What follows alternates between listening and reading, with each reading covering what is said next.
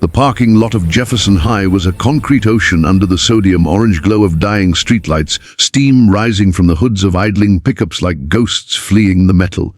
It was 3:17 p.m.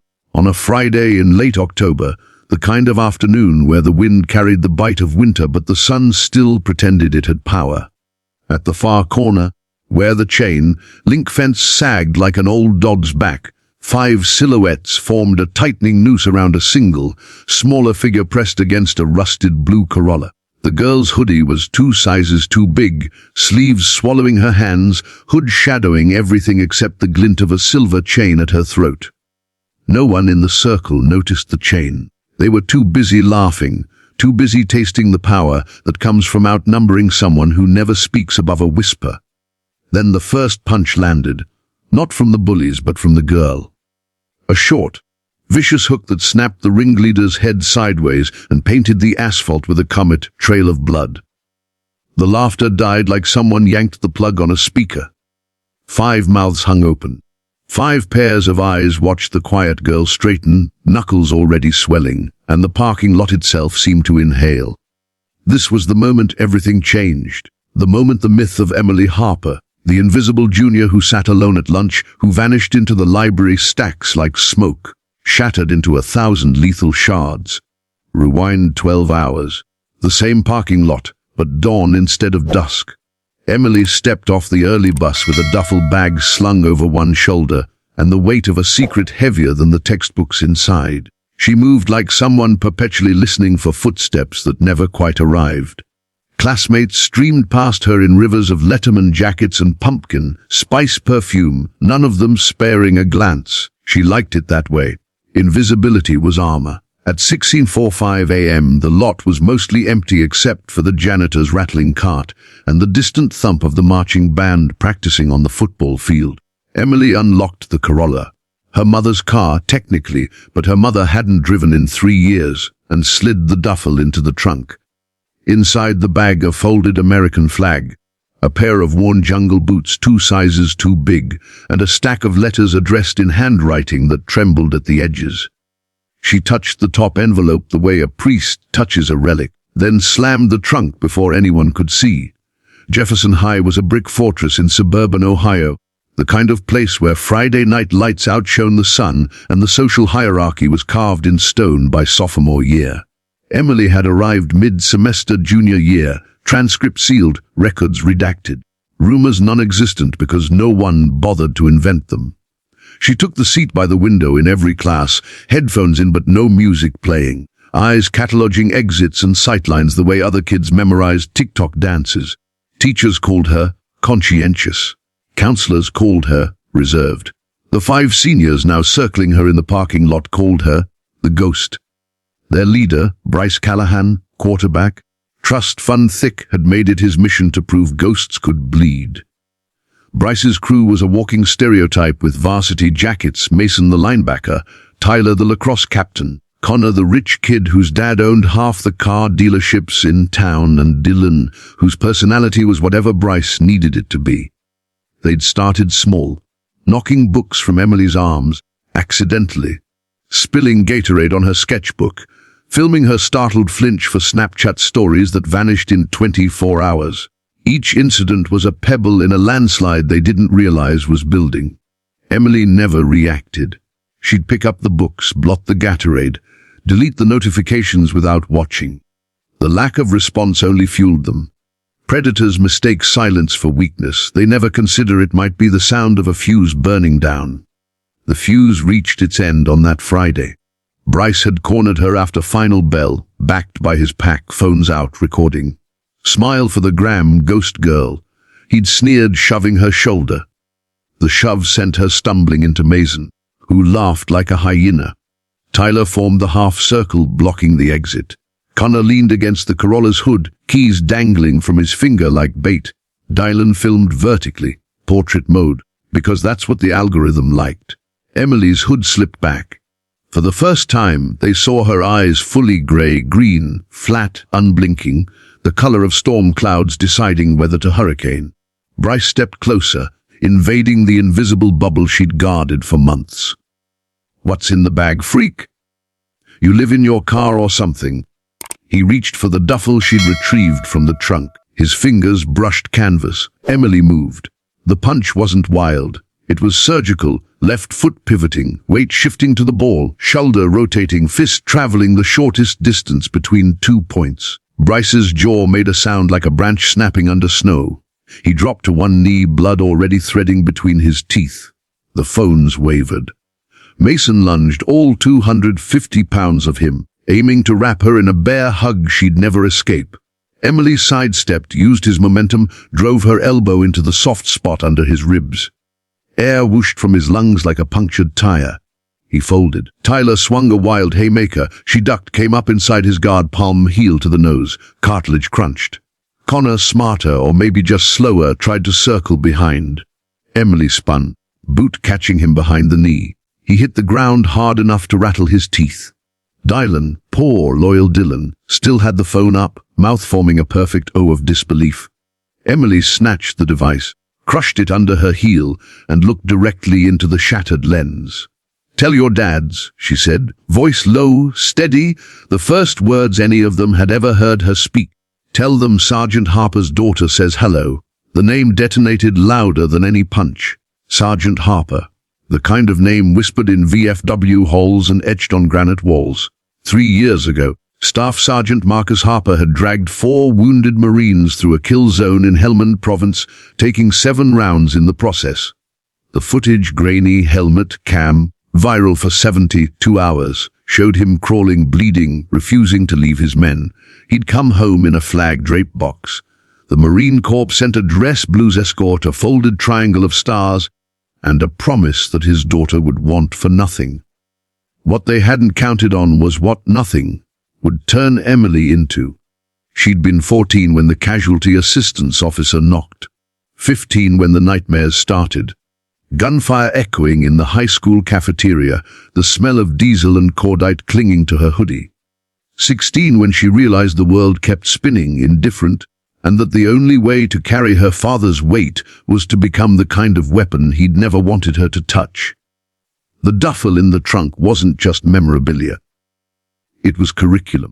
Every weekend since sophomore year, Emily had driven 3 hours to a private training compound in the West Virginia hills, run by retired Force Recon Marines who owed Marcus Harper their lives. They taught her close quarters combat, improvised weapons, pain tolerance, and, most importantly, how to make the enemy regret the day they mistook stillness for surrender. Back in the parking lot, sirens approached, distant but growing. Bryce tried to stand, slipped in his own blood. Mason wheezed. Tyler pinched his nose, tears mixing with crimson. Connor stared at the sky like it might explain what just happened. Dylan backed away until the chain link stopped him. Emily stood in the center of the carnage, breathing steady, knuckles split but adrenaline singing in her veins like a hymn. A crowd had formed, students pouring from the band room, the auto shop, the late buses. Phones up now, but no one laughing. Someone started clapping. Then another. The sound swelled until it rivaled the sirens. Principal Alvarez arrived with 2 deputies, took one look at the scene, and forgot whatever speech she'd prepared. Emily met her gaze, unflinching. "Self-defense," she said simply. The deputies separated the parties. Bryce's father, dealership owner, school booster, loudest voice at every PTA meeting, stormed across the asphalt screaming about lawsuits. Emily reached into the duffel, pulled out the folded flag, and held it against her chest. The screaming stopped. Even the wind seemed to hush. One of the deputies, a veteran with a faded 101st Airborne tattoo, recognized the flag's significance. He placed a gentle hand on Emily's shoulder. "We'll take it from here, ma'am." Statements were taken in the counselor's office that smelled of burnt coffee and lemon disinfectant. Emily sat straight, backed, hoodie sleeves pushed up for the first time, revealing forearms corded with lean muscle and a faint scar shaped like a crescent moon. Shrapnel from the same IED that took her dad's squad. She recited the facts without emotion. Harassment escalating over weeks, physical assault initiated by Bryce, her response proportional. The deputies nodded. The body cam footage from a nearby storefront already circulating on group chats told the same story. Bryce's crew lawyered up immediately. Their parents threatened expulsion, criminal charges, social ruin. Emily's only advocate was the school resource officer who'd served with Marcus in Fallujah and refused to let the girl be crucified twice. That night, the video exploded. Not the Bullies' original clip. Emily had destroyed the phone, but a dozen new angles from students who'd captured the aftermath. For Ghost Girl, justice trended before the sun set. News vans camped outside the Harper bungalow, a modest ranch house with peeling paint and a porch swing that creaked like old bones. Emily's mother, pale and fragile from the chemo that had started again last spring, watched from the window as reporters shouted questions. Emily stood on the porch in her father's dress blues jacket. Too big, sleeves rolled, medals clinking softly. And read a prepared statement. My father taught me that courage isn't the absence of fear. It's the decision that something is more important than fear. Today, that something was the right to exist without being hunted. I'm done being prey. She folded the paper, looked directly into the cameras. Semper Fi. Then she went inside and locked the door. The fallout was biblical. Bryce's scholarship offers evaporated overnight. Mason's father, a county judge, recused himself from anything involving the case after his own DUI arrest resurfaced. Funny how karma keeps receipts. Tyler's nose required reconstructive surgery. The surgeon, a former army medic, refused payment and sent Emily a care package instead. Connor's family tried to buy silence. The Marine Corps League countered with a scholarship in Marcus Harper's name that covered Emily's college in full. Dylan, the filmmaker, uploaded a tearful apology video that got ratioed into oblivion. The school board, terrified of lawsuits from both sides, suspended the Bullies' pending investigation and offered Emily remote learning. She declined. I'm not hiding anymore. Monday morning, she walked the gauntlet of the main hallway like a gladiator entering the Colosseum. Lockers slammed shut in waves of silence. Then a freshman girl, tiny braces, backpack almost bigger than she was, stepped forward and handed Emily a single red carnation.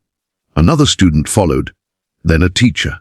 By the time Emily reached her locker, the corridor was a river of flowers. Someone had taped a hand-drawn poster above the water fountain, a ghost in dress blues, caption reading, "We see you now." Emily touched the poster, eyes shining but dry. She opened her locker. Inside, taped to the door, was a photograph, her father in full kit, arm around a younger Marine who looked suspiciously like the school resource officer. On the back, in Sharpie, he'd be proud, Sijit Ramirez, the twist, the one that turned a viral beatdown into legend, came 2 weeks later at the Veterans Day assembly. The principal had begged Emily to speak. She'd refused until Ramirez pulled her aside. Your dad hated microphones, he said, but he never backed down from a mission. So she took the stage in the auditorium, packed shoulder to shoulder, American flag backdrop glowing under stage lights. She wore the dress blues jacket again, medals catching every camera flash. The room hushed so completely you could hear the HVAC breathing. Emily began with the story. Everyone thought they knew the parking lot, the punches, the blood. Then she pivoted. What you didn't see, she said, voice steady, was the 6 months before. The texts at 2 a.m. telling me to end it. The deepfake posted to the school Discord. The day they followed me home and threw rocks at my mom's window while she was hooked to an IV. Gasps rippled. Phones lowered. No one wanted to miss a word. I didn't fight back that day because I was angry. I fought back because I was tired of teaching my little brother to flinch every time a car backfired. Tired of counting exits in my sleep. Tired of a world that hands medals to dead heroes and homework to their orphans. She reached into her pocket, pulled out the silver chain everyone had glimpsed in the parking lot, dangling from it her father's dog tags. These aren't jewelry, she said. They're a promise that his fight doesn't end in a box. That every time someone tries to make another kid feel small, his daughter will be there to remind them size isn't measured in pounds or followers. It's measured in what you're willing to stand up for when no one's watching. The auditorium erupted. Students on their feet, teachers crying, veterans in the back row saluting with tears cutting tracks through weathered cheeks. But the real twist, the one that broke the internet, was saved for last. Emily stepped aside. The curtain rose on the Jefferson High marching band, silent until now. They launched into a flawless rendition of Sweet Caroline, her father's favorite song, the one he'd sung off-key in the Humvee between patrols. Halfway through, the lights dimmed. A spotlight hit center stage where a single Marine in dress blues stood at attention. Not an actor, not a recording. Sergeant First Class Marcus Harper, alive, scarred, missing his left leg below the knee, but standing tall on a carbon fiber prosthetic that gleamed like justice. The room lost its mind. The official story had been a lie, crafted by the Department of Defense to protect an undercover operation. Marcus hadn't died in Helmand. He'd been captured, held in a black site, presumed KIA to shield the rescue mission. The flag, the funeral, the folded triangle Emily clutched at night, all theater. He'd watched her from afar, forbidden to make contact, heartbreaking every time she walked past his empty chair at the kitchen table. The parking lot fight was the final straw. Rules be damned, no mission was worth his daughter becoming collateral damage. Father and daughter met center stage. Emily's knees buckled. Marcus caught her the way he had when she was 5 and learning to ride a bike. The embrace lasted a full minute while 10,000 flashbulbs preserved it for eternity. When they pulled apart, Marcus took the microphone. "My daughter," he said, voice gravel and thunder, "just taught every bully in America a lesson the Marine Corps spent 13 weeks trying to drill into me. The most dangerous person in any room is the one who has nothing left to lose and everything left to protect." He saluted her. She returned it, palm trembling. The assembly ended not with a bell, but with the entire student body singing the Marine Corps hymn, lyrics stumbled over but hearts in every note. Epilogue 6 months later. Jefferson High's new anti-bullying initiative is called the Harper Protocol. Zero tolerance, peer mediation, and a mandatory self-defense elective taught by Emily herself every Thursday after school. Bryce transferred to military school. Rumor is he cries during push-ups. Mason volunteers at the VA pushing wheelchairs and learning names. Tyler's nose healed crooked, he wears it like a badge. Connor's family sold the dealership to fund a scholarship for children of fallen first responders. Dylan makes documentary shorts now. His senior project on PTSD won state awards. The Corolla still sits in the same parking space, but the duffel is gone. In its place, a magnetic bumper sticker reading, Semper Fi Class of 26. Emily graduates in May, bound for Annapolis on a NOTC scholarship. Her father walks her across the stage, literally prosthetic clicking against the gymnasium floor in perfect 4/4 time. The valedictorian speech is only 12 words. "We are not what happens to us. We are what we choose next." The crowd rises again, but this time no one claps. They stand in silence, 1,000 hearts recognizing the sound of a ghost finally laying her armor down. And there it is, folks, the story of the quiet girl who turned a parking lot into a battlefield and a battlefield into a legacy. What would you have done in her shoes? Would you have stayed silent, or would you have let the rage speak? Drop your thoughts below. Every comment fuels the next story. If this moved you, hit that like button, share it with someone who needs to remember their own strength, and subscribe for more cinematic journeys into the moments that redefine us. Until next time, stay dangerous in the best possible way. Semper Fi.